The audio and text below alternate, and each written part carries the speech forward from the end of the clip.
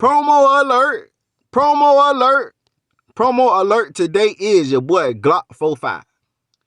Glock 45. Man, make sure y'all go follow him on Instagram and subscribe to his YouTube channel. Let him know I sent you. Put in the comments. Leave a like. Don't forget to subscribe. It's free. Do it for me. Tired of being down, so I'm hurting. That's why I'm always staying strapped for the emergency. Cop a new whip, cop a new crib when I start bubbling. If I work at Burger King, will you treat me like a king? If I ain't have a thing, will you remain the same? When it all fall down in the rain, when it all fall down in the rain. If I ain't have a thing, will you remain the same? If I work at Burger King, will you treat me like a king?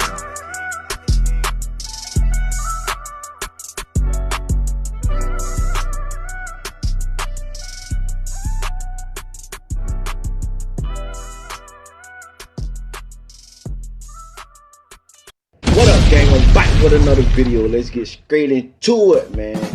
Hit that like button, subscribe, and turn on your post notifications.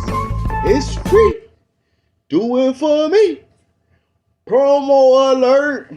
Promo alert. Let's get it, man. Listen, I'm doing promo. $20 promo, man. $20 promo. Gonna get you a shout out on my Instagram, and I'm gonna put you in one of my YouTube videos. $20 promo. That's it. Hey, y'all want to win for the summer, huh? Y'all want to get lit, huh? It's gonna be a city girl something, city boy something, huh? Get your business straight. Hit me up for promo if you want to elevate. Gang. Rookie of the year. That I'm proud of myself, but it's just the way it is. What up, gang? Listen, your boy Youngboy just got his Louisiana case throughout, man. I'm talking about when he was doing the video with all the guns. Yeah. Give y'all a little background on that situation right there. Okay, police was called. A neighbor say she seen a lot of males with guns. Well, she seen a male with guns, long dreads, right? All right, the police pull up, see his young boy. They immediately go towards him. They search all the cars. They ain't find no gun on him, but they found guns inside the cars. All right, they found like 30 guns, 20-some guns, right? Okay, everybody was saying, "It's my gun, it's my gun." Mind you, it's 50-some people out there, so all his homies was taking the charge, like, it's my gun, it's my gun. But no, they wanted to pinpoint Youngboy, right? All right, they got like $80,000 in cash and drugs, right? All right, boom. So then they go through the cameraman car and get the SD card out the camera and see that Youngboy had a gun, right, in the video. So they get to court. The judge like, okay, what was the proper call? What was the call? What's the reason why y'all came? Police like, okay, we got a call that it was a black male with long dreads holding the gun. Judge tell Youngboy stand up. Youngboy got small dreads, and mind you, he ain't have no dreads. Damn near no dreads. His dreads, if he did have dreads, it was loves a motherfucker. You feel what I'm saying? When he caught this case, they were loves a motherfucker. So clearly it wasn't him. So the judge like, he ain't got long dreads, so that's out. You feel me? Okay.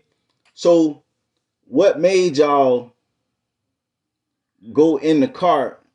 Did y'all have a search warrant to go in the car and get this camera and SD card and all that? They're like, nah. Judge like, throw it out. They like, okay, boom. So now prosecutor hot. So now they like, but we got proof that he be holding guns and he carry guns. It's like, what's your proof? What's your proof? Judge like, what's your proof? You know what I'm saying? So then they like, they bring up two songs. He talk about guns and judge like, that's art. That's art. Mind you, we got YSL, Young Thug, and Gunna them on trial right now for fighting for their life, and they using songs to be main evidence. Also, they do have white taps and evidence that 50 murders and shootings have caused. But I'm just saying, they using songs to really make this other evidence stick and stand out, right? So that's why I say salute the NBA Youngboy judge, because he a real one, she a real one, whichever one it was. But they was on his shit, gang. Listen, Just like, this is art. He can say what he want. He expressing himself. This don't not mean that he be carrying that fire. That's it. You know what I'm saying? That y'all, but that glizzy, whatever, other blicky. That don't mean none of that. Y'all tripping. Next, you know what I'm saying? Do you got more evidence? Go what? No? Okay. Threw out. Boom. Fucked him up, gang. Fucked him up. Okay. Now I got what? Now, since that's throughout, and that really what was gonna have his ass up there 20-some years. You feel what I'm saying? Now that's throughout. Now he gotta beat this charge right here in California. You know what I'm saying? He gotta beat this charge right here, man. They say police was sitting outside his house, plus they had a hard on for him, man. Police had an investigation going. NBA Youngboy never free again. You feel me? So that already let you know they was out to get him. That was their argument too with the prosecutor. Them saying like, listen, y'all called the operation NBA Youngboy never free again, and you know his label is never broke again. So y'all basically targeting my client. You know what I'm saying? So hey, that shit working out on their behalf. So now they like, okay, you feel me? It's a gun in the car, but they still got to prove that NBA Youngboy had knowledge that that gun was in the car. You know what I'm saying? So now he finna get ready to go to trial on that one. But hey, it's looking good for that boy. Mayweather pulled up, showed him love at court. Birdman pulled up. Yeah, I'm talking about everybody showed love for that boy. That bitch looked big too. That bitch like he got taller. You know what I'm saying? That bitch was damn taller than Birdman. Yeah. You know what I'm saying? But hey, listen, man. Salute, salute, salute. My boy, proud of myself. You know what I'm saying? I'm proud of that boy. Like I said, I always tell motherfuckers that know me, I've been rooting for where I be since the jump. You know what I'm saying? Just because you could tell a young kid, you know what I'm saying, with no guidance, pain build up, and making it through this shit the best way he can. You know what I'm saying? Accepting all his mistakes and flaws and keeping it pushing and doing what he do. You feel what I'm saying? I salute that. You know, I'm the type of person I ride with an underdog. I don't give a fuck about who winning. I don't give a fuck who the most like. I don't give a fuck. You know what I'm saying? I want to ride with the motherfucker who everybody don't like, everybody dissing, and everybody don't think they winning or gonna win, but that motherfucker grinding like a motherfucker. You feel me? Since I've been a youngin', I always went for the underdog. You feel what I'm saying? We playing football. You got 5 motherfuckers good as fuck on the same team. Yo, I'm gonna want to go to the sorry team and help them out. That's just how I always been, gang. You feel me? So listen, man. Salute, salute, salute the slime ball. I call him slime ball. Salute the slime ball, aka Lil Top, aka NBA Youngboy, aka yeah, really like that. Papa Melon, Papa Top. Listen, prayer for that boy that he make it through this shit, man. Cause listen, we all go through some shit. We all been through some shit. We all done some shit. Everybody deserves second, third, fourth chance. You know what I'm saying? Sometimes. And this is one of them times. Okay. In court today, we saw the actual footage of when the police dog sniffed out where Youngboy was hiding, and then the cops went and picked him up. Very interesting. So apparently when he's hopping through fences and fleeing from police, he has like $100,000 stuffed in his front pockets. And you know, this was in a very interesting part of the case because this whole idea of fleeing from police and what does that mean? And prosecutors really want to build the case that, look, he fled from police, must have been his gun.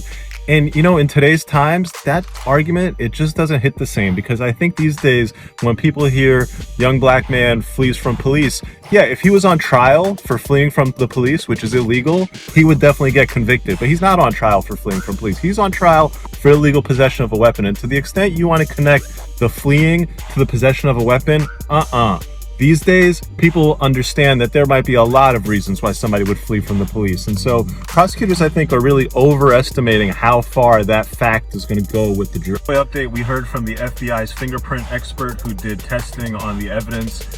It was kind of shocking. So the FBI, this expert did not actually test the firearm for prints. So they don't have any of Youngboy's prints on the firearm because they didn't test the firearm for prints. She did test the magazine and the cartridges, and she said that I wasn't able to recover any prints that were suitable for analysis, and that happens in cases. But you know, regardless of whether or not you're able to recover prints, regardless of whether or not there's multiple prints, this expert testified that I never tested the firearm that they are accusing the defendant of possessing. I never tested it for fingerprints.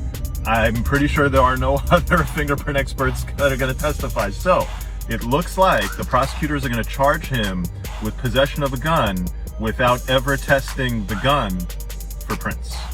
Youngboy update. We had the opening statement. Prosecution side, they laid out a pretty straightforward case. Look, this guy was in a car, he fled from the car, we looked in the car, we found this gun in the car, he possessed it, guilty. The defense argues, hey, wait a second, in order to prove possession, you have to show one of two things.